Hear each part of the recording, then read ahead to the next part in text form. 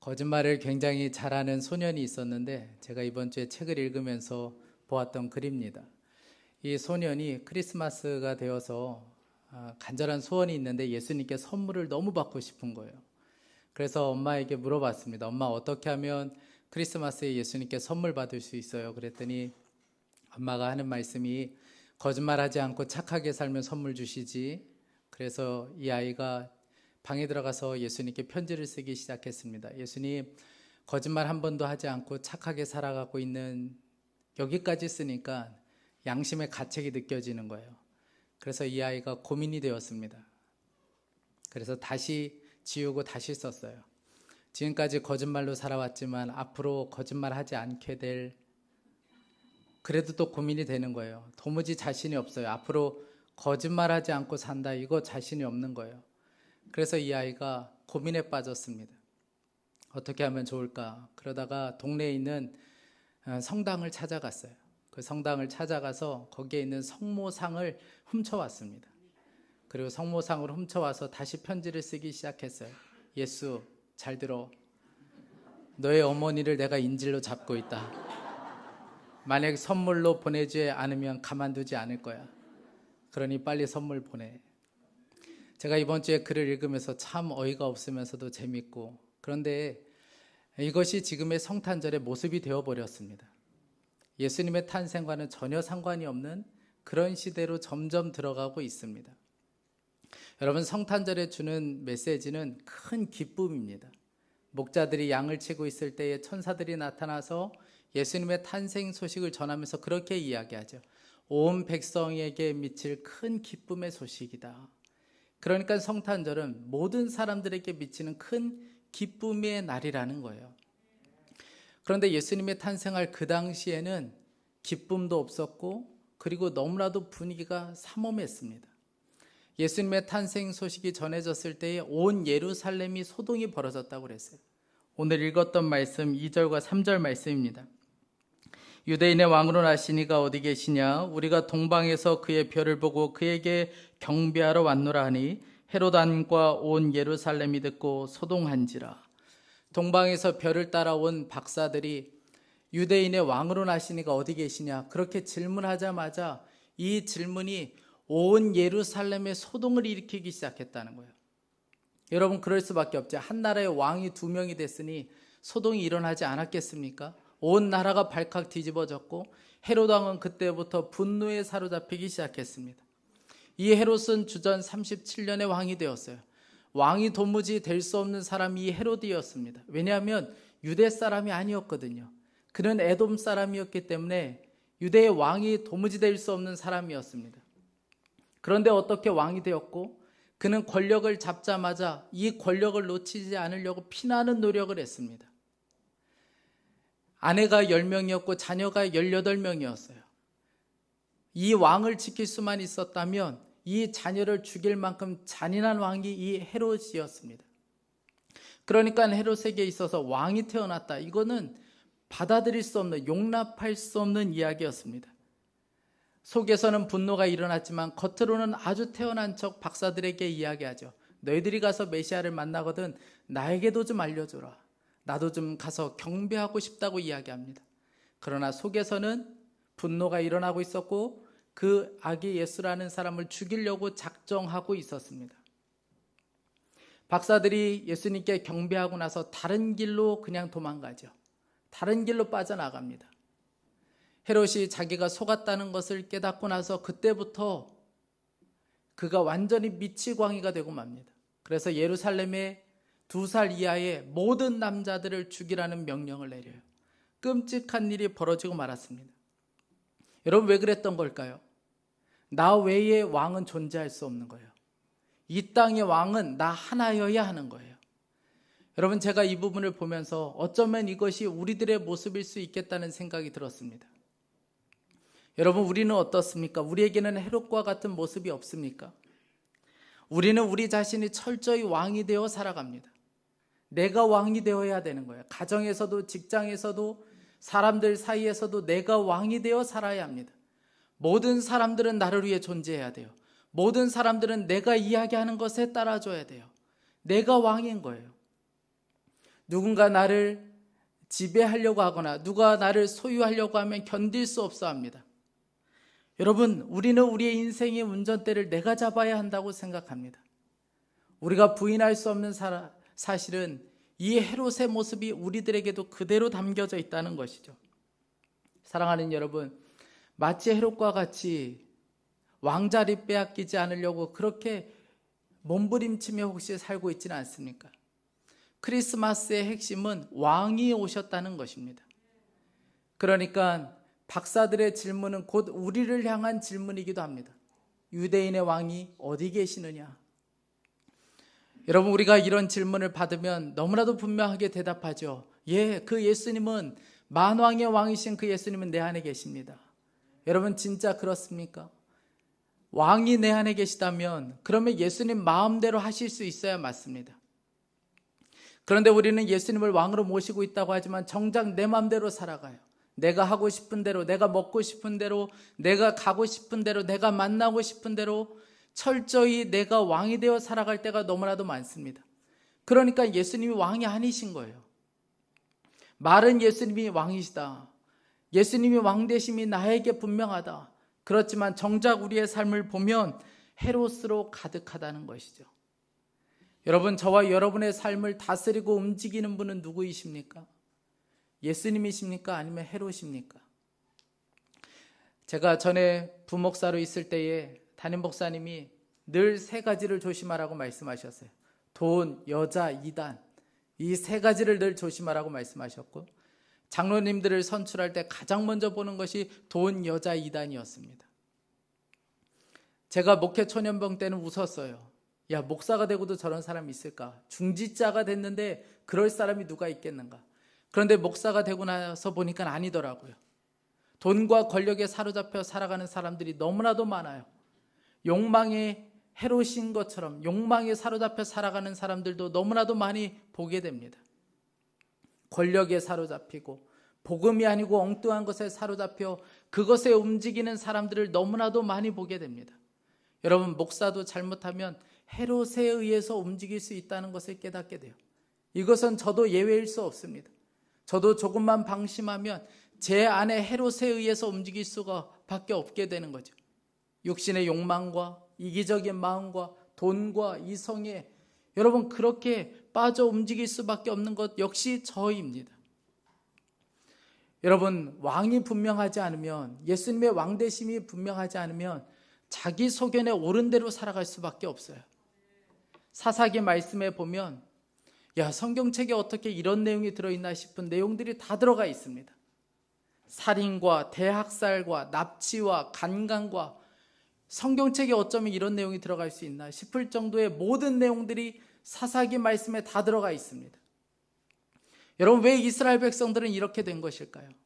하나님의 왕되심이 분명하지 못하고 자기 소견에 옳은 대로 살았기 때문에 그렇습니다.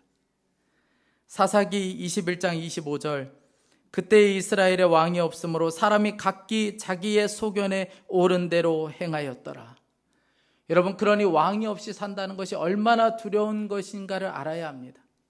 자기 소견에 옳은 대로 살아가는 것이 얼마나 두려운 것인가를 여러분 아는 것이 필요합니다. 자기가 옳다고 생각하면 누구의 말도 따라 살지 않아요. 주님의 뜻 구하지 않습니다. 자기가 옳다고 생각하면 누구의 말도 듣지 않아요. 그러니까 교회 안에 싸움이 계속해서 벌어지게 되는 거예요. 분열이 계속해서 벌어지게 되는 겁니다. 가정 안에서도 갈등이 계속 생길 수밖에 없어요. 서로 상처를 주고 상처를 받는 이런 일들이 계속해서 벌어질 수밖에 없는 것은 자기가 옳다고 생각하기 때문에 그렇습니다. 자기 자신이 왕이 되려고 하기 때문에 그런 것이죠. 사랑하는 여러분, 그래서 우리에게 왕이 필요해요. 그래서 우리에게는 왕의 다스림이 필요합니다. 그래서 예수님이 이 땅에 왕으로 오신 거예요. 그 예수님은 저와 여러분의 삶의 왕이 되셔야 합니다. 여러분, 예수님이 마음의 왕이 되시지 않으면, 내 삶의 왕이 되시지 않으면 편할 것 같죠? 절대 그렇지 않습니다. 예수님의 왕되심이 분명하지 않으면 그때부터는 마귀가 왕이 되기 시작해요.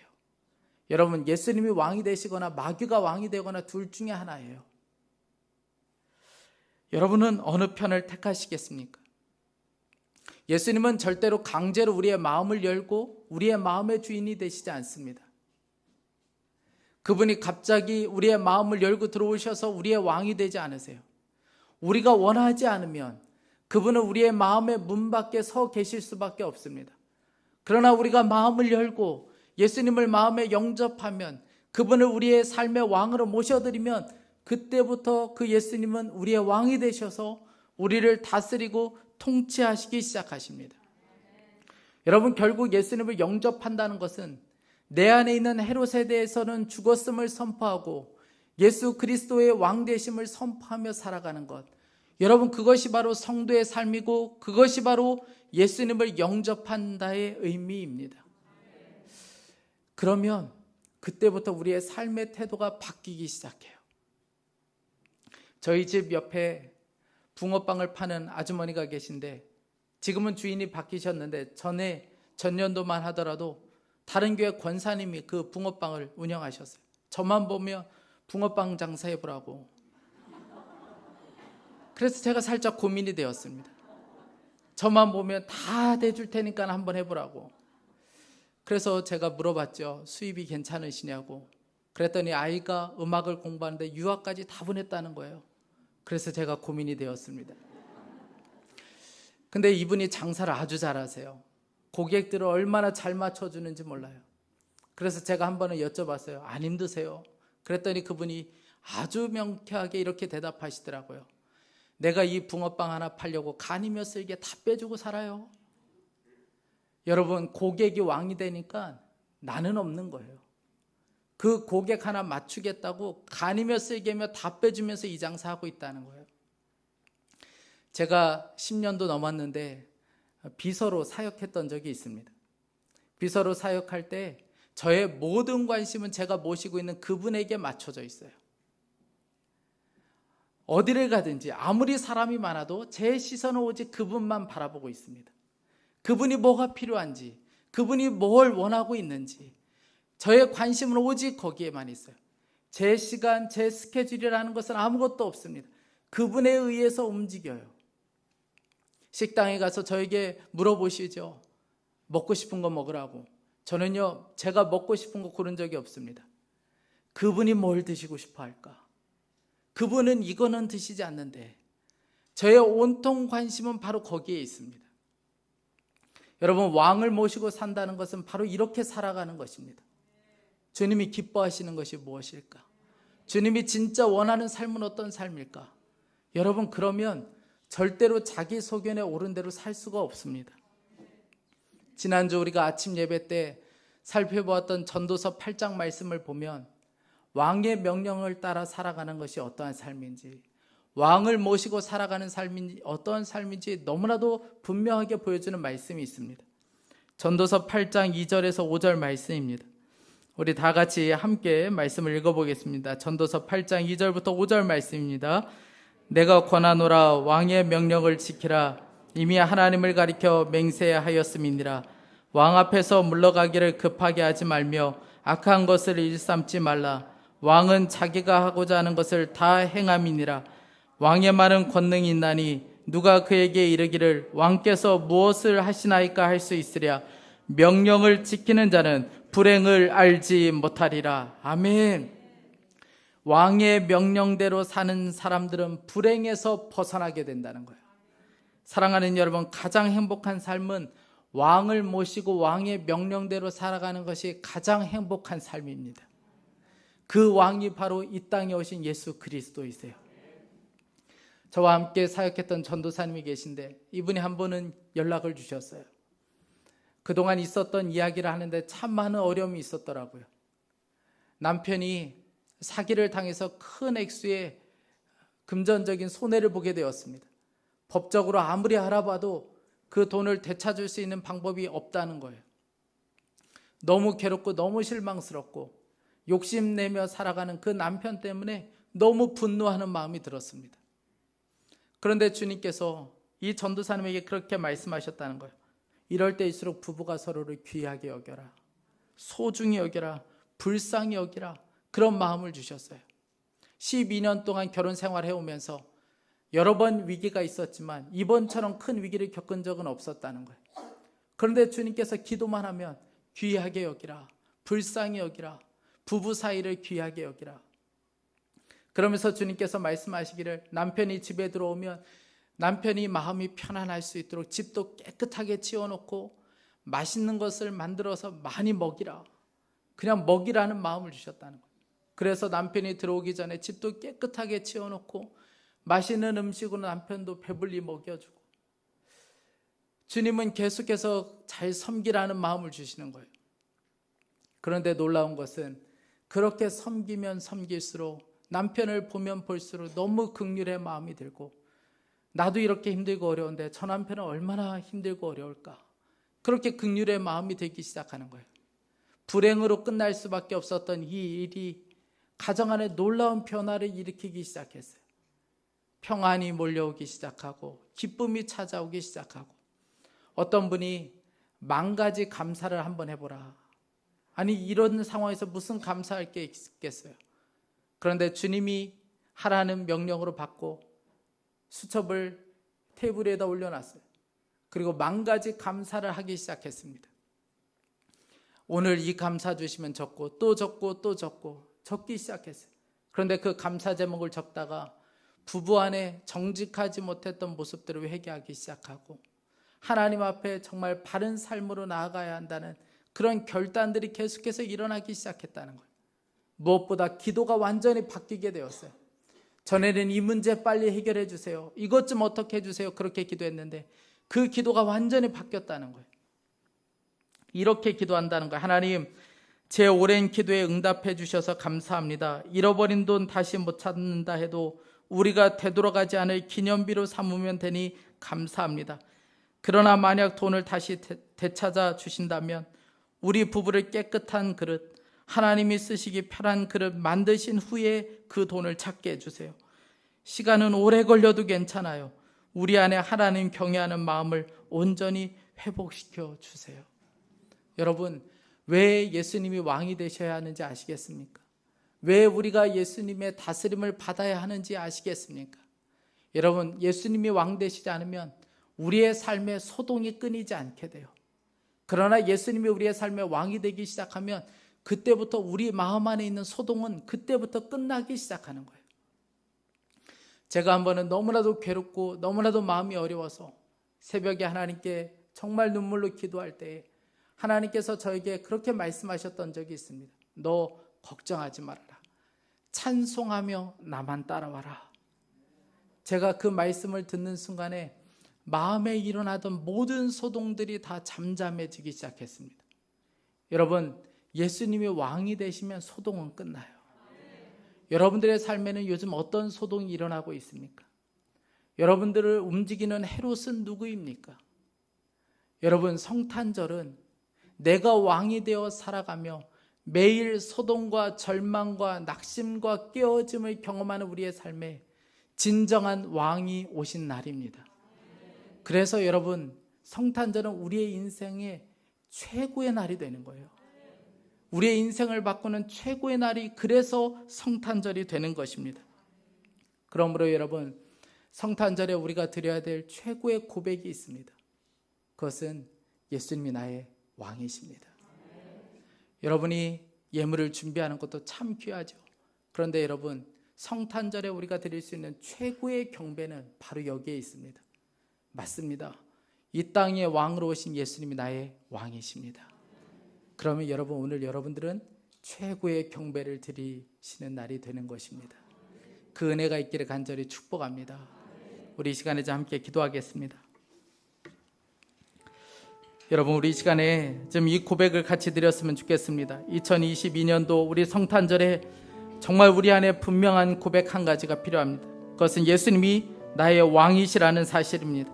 우리 이 시간에 기도할 때 예수님 맞습니다. 예수님이 나의 왕이십니다. 내 안에 헤롯에 대해서는 죽고 왕의 명령에만 순종하는 삶을 살게 하여 주옵소서. 내 안에 일어나는 모든 소동들은 잠잠하게 되게 하여 주시고 오직 예수님의 왕되심이 분명한 삶을 살게 하여 주옵소서. 우리 함께 한 목소리로 간절한 마음으로 기도하겠습니다. 사랑하는 하나님 아버지, 주님 그렇습니다. 하나님 아버지, 이 땅에 오신 예수님이 나의 왕이 되십니다. 하나님 아버지, 예수님이 나의 왕이시고 하나님 아버지, 예수님이 나의 전부이십니다. 하나님, 절대 왕의 자리를 빼앗기지 않으려는 헤롯의 모습에서 하나님, 우리들의 모습을 보게 됩니다. 하나님, 우리 자신도 그렇게 살 때가 너무나도 많이 있습니다. 내 마음대로 살고 내 소견에 오른 대로 살고 누구의 말도 들으려고 하지 않고 철저히 내 자신이 왕이 되어 살아갈 때가 많습니다. 하나님 아버지, 주님 불쌍히 여겨주십시오. 하나님, 긍휼히 여겨주시길 원합니다. 우리 가정 안에 왕이 오직 예수님이시고 하나님, 내 삶을 전부를 다스리는 분은 오직 예수님밖에 없습니다. 하나님 아버지, 철저히 예수님 왕 되심이 분명한 삶을 살게 하여 주시고 그 은혜를 누리며 살 수 있도록 주여 우리에게 은혜를 베풀어 주옵소서.